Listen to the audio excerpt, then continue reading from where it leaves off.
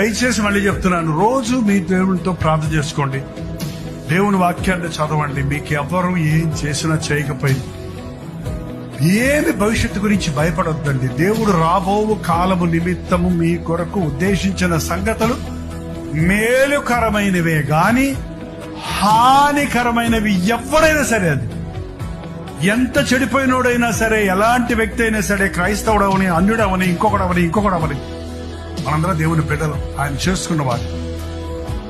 నువ్వు ఎరగక ముందే నిన్ను ప్రేమించిన ప్రభువు నీకు కొరకు కలిగి ఉన్న తలంపులు గొప్పవే. అందుకని ప్రతి దాన్ని భవిష్యత్తు గురించి భయపడొద్దు. భవిష్యత్తు కొరకు మనుషుల మీద ఆధారపడొద్దు.